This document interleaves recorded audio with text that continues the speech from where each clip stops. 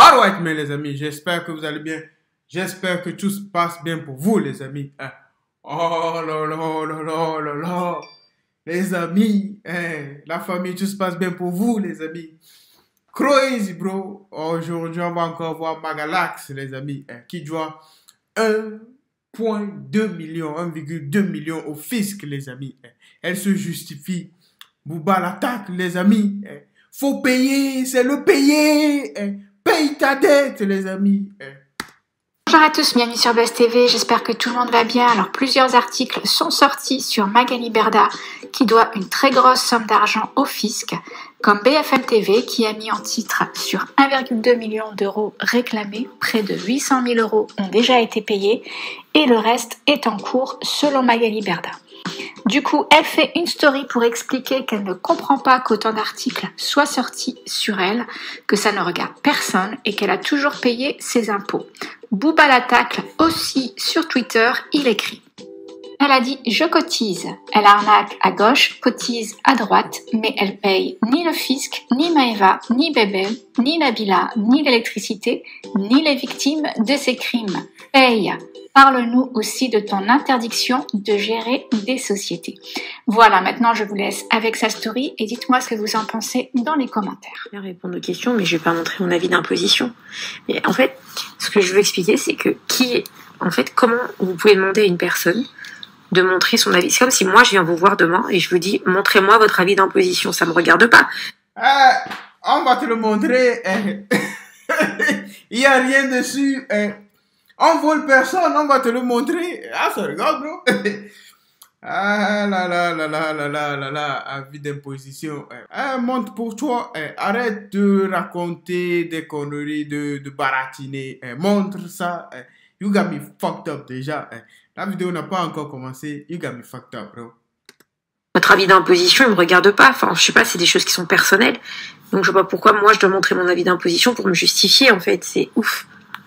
En fait, ce qui s'est passé, c'est que quand j'ai monté Shona Evans, j'ai fait une hypercroissance, mais j'en ai parlé en plus plusieurs fois, donc je ne suis jamais cachée. J'ai fait une hypercroissance d'activité, c'est-à-dire que ma société, elle a évolué tellement vite et elle a tellement grossi, etc., que j'étais un peu dépassée par les événements. Mais ça, je l'ai toujours dit. Et je pense que voilà, j'étais pas spécialement prête à ça. Premièrement, ensuite, je me suis pas forcément entourée comme il fallait. Et voilà, bon. Jusque-là, on peut le comprendre. Et puis après, je me suis retrouvée effectivement avec beaucoup de... C'est pour vous dire, d'ailleurs, je l'avais dit une fois en interview, j'avais dit, pour vous dire à quel point c'était pas calculé, c'est que la première année, quand j'ai ouvert Shona, je me suis inscrite en EIRL. Donc, EIRL, ça veut dire enfin, c'est une entreprise individuelle, genre comme mon nom, c'est pas une entreprise morale. Et du coup, pour une grosse entreprise qui fait un gros chiffre d'affaires.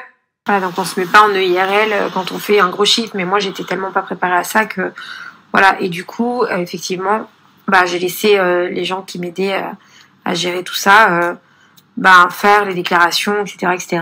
Et après j'ai eu un contrôle parce que dès que vous êtes médiatisé, dès que c'est des gros chiffres, etc., vous avez des contrôles, mais c'est normal en soi. Un contrôle fiscal, c'est pas forcément que vous êtes en tort ou c'est pas forcément que, c'est logique. Vous pouvez faire des erreurs, vous pouvez alors il y a des gens qui font des choses volontairement, ce qui n'est pas mon cas puisque j'ai aucune.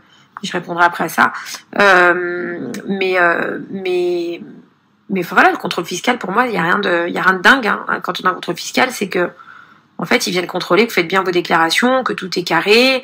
Des fois vous n'êtes pas d'accord avec eux, des fois ils ont raison, des fois vous avez raison. Enfin, il y a rien de dingue à avoir un contrôle fiscal en fait. Donc alors, bien sûr ça fait pas plaisir d'aller faire de la paperasse, d'aller faire des papiers, mais en soi c'est comme ça. Et du coup... Moi, je suis d'accord avec elle, les amis. Ce qu'elle dit, pour moi... Mais... Si elle doit 1,2 million, c'est qu'il y a eu quelque chose, les amis. On ne doit pas 1,2 million comme ça au fisc. Mais BFM TV dit qu'elle a payé 800 000. Si elle a payé 800 000 dedans... il reste à peu près 400 000. Donc, si elle a payé 800 000, je ne sais pas si on l'a attrapée avant qu'elle ne paye ses 800 000 ou elle a commencé par payer depuis le début. Et c'est ça aussi le truc. Si elle a commencé par payer depuis le début, mais là, elle vient de dire que ouais, je ne payais pas tout ça depuis le début, je me suis trompé, tout ça. Hey, tu dois 1,2 million, frère. Comment ça, tu t'es trompé? Ah, mon entreprise, il a vite pris en valeur, des trucs comme ça. Come on, man. Make it make sense, bro. Paye les impôts. Paye les fucking putains d'impôts. Rends l'argent au fisc. Rends ce fucking putain de pognon. Du coup, c'était très très très long parce qu'un contrôle fiscal, ça peut être très long. Et effectivement, donc comme c'est sorti partout ce matin, on m'a demandé donc 1 250 000 euros. Mais si je dois payer 1 250 000 euros, bah forcément c'est que j'ai encaissé de l'argent, donc c'est normal que je paye. Mais il y avait une partie sur les 1 250 000 sur lesquelles on n'était pas forcément d'accord. Donc j'ai payé déjà une grosse partie. Et puis ensuite, les comptables, les nouveaux comptables qu'on a vraiment, qui ont retravaillé tout, ils m'ont dit non, mais en fait, il y a eu des erreurs au début, il faut vraiment les régler. J'ai dit ok, très bien, on les règle. Donc je les règle en fait. Et c'est pour ça que je comprends pas trop l'utilité des articles là-dessus, parce qu'il n'y a pas de, il n'y a pas de condamnation pénale, on n'est même pas accusé de faire une fraude fiscale, il n'y a rien.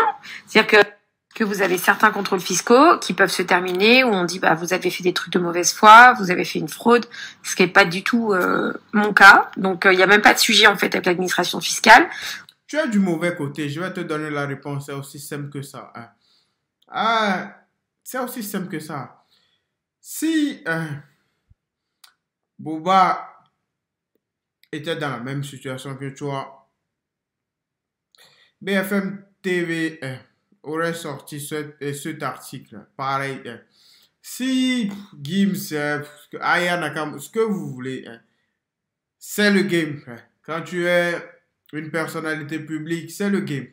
Arrête de nous raconter. Mais toi, pour toi, c'est que tu es vraiment dans le mauvais camp. C'est aussi simple que ça. Va pas chercher loin. On s'est mis d'accord et en fait, je leur ai déjà payé plus de la moitié, voire les 3/4 de la somme. Et l'autre somme, du coup, effectivement, comme mes comptables et comme tout a été fait pour, en fait, on me dit, non, ça, c'est vraiment dû. J'ai dit, ok, pas de souci. Et en fait, j'ai pas de raison de faire appel, en fait, de quoi que ce soit, puisque je considère que je les dois, donc je les paye. Et on a passé un accord avec l'administration fiscale.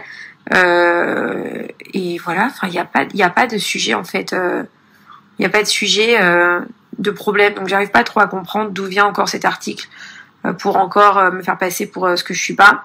J'ai gagné de l'argent, je paye des impôts et basta quoi. Je pense pas être la seule personne à avoir eu un contrôle fiscal en France. Je pense pas être la seule personne à devoir payer ses impôts. Je pense pas être la seule personne à étaler une partie de ses impôts. Je pense que vous êtes beaucoup qui me regardent aujourd'hui. Je sais pas, celui qui paye ses impôts. Personne te regarde, frère. Arrête de raconter des conneries. Paye tes fucking putain d'impôts. Après, tu vas nous raconter du blabla, baratinage, tout ça. Les amis, je vais couper cette fucking putain de vidéo.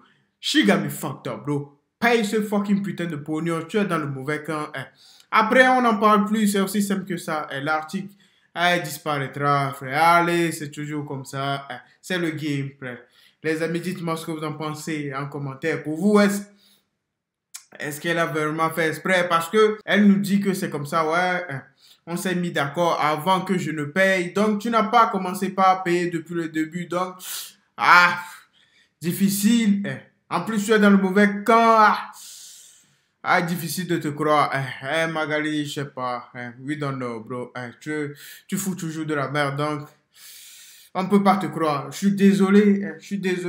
Mais on n'est pas obligé de te croire. On n'est pas obligé. I'm not gonna lie to you, bro. Mais dites-moi, les amis, ce que vous en pensez. Life, les amis. Is life, bro.